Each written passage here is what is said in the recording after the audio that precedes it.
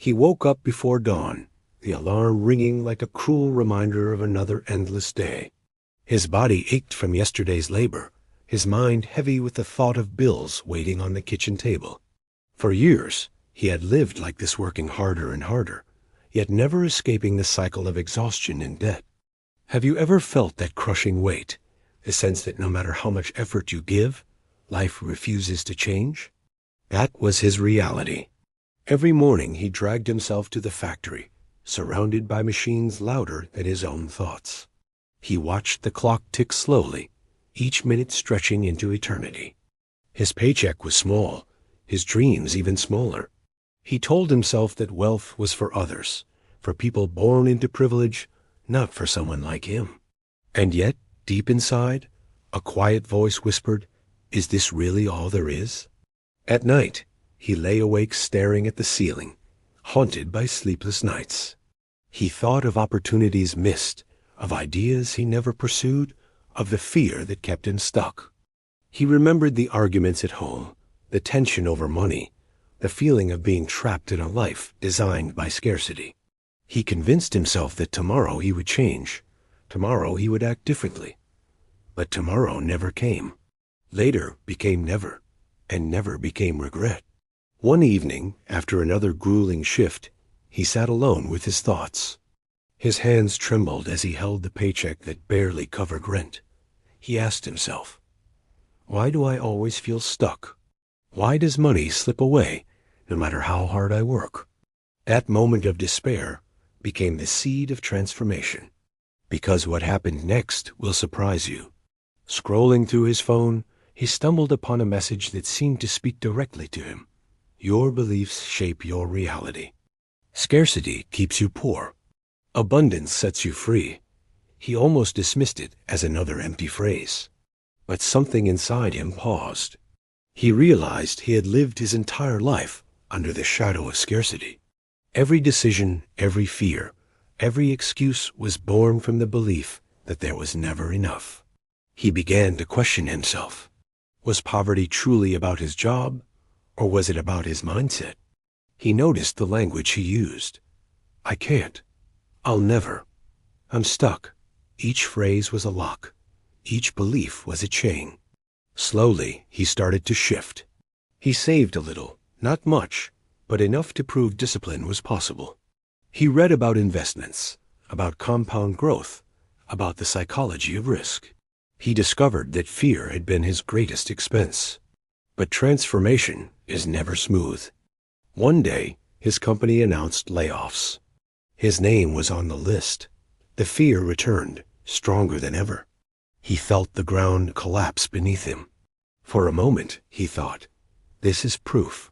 Scarcity was right all along. Yet he remembered the words, your beliefs shape your reality. He asked himself, do I believe I am a victim, or do I believe I am capable of creating something new? That question changed everything. Instead of despair, he chose courage. He took the severance pay and invested in learning. Courses, books, mentors. He built skills that the old version of himself would have dismissed as impossible. He started a small business. At first, it was fragile, uncertain. Orders came slowly, doubts came quickly. Friends told him to get a real job. Family whispered that he was reckless. The old beliefs tried to return, wrapping around him like chains. But he remembered, scarcity keeps you poor. Abundance sets you free.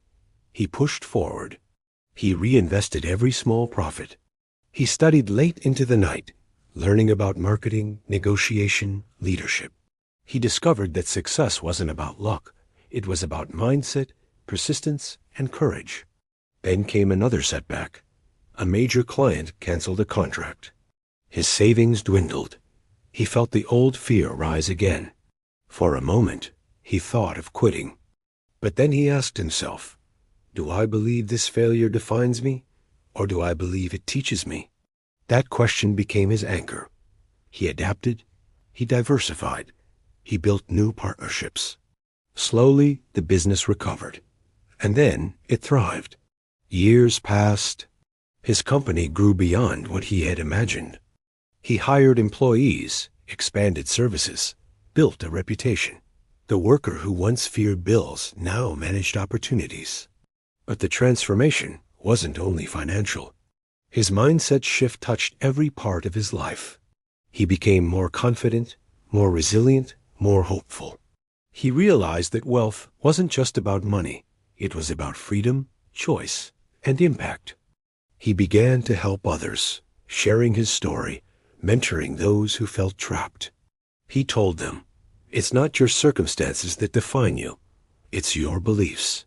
And he often remembered that night at the kitchen table, staring at crumpled bills, suffocated by despair. That was the moment everything began to change. That was the moment he chose abundance over scarcity. Have you ever wondered what beliefs are holding you back? Do you tell yourself that wealth is for others, not for you? Do you repeat the same cycle, waiting for a miracle?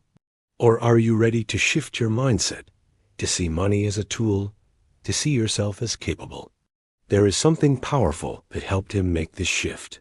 But that I will tell you at the end of the video. He closes his eyes sometimes and remembers the alarm clock at 5:30 a.m., the smell of stale coffee, the crushing weight of hopelessness. And then he opens his eyes to the present. Freedom, abundance, possibility. His story is proof that the greatest shift is not in the bank account, but in the mind. And now it's your turn. If you want to explore the same path he walked, the same ideas that transformed his life, the guide is there for you too. How to develop a millionaire mindset. The link is in the description and in the comments. Not a promise, not a trick, just a doorway. The choice to step through is yours. True freedom begins in the mind, and only then appears in life.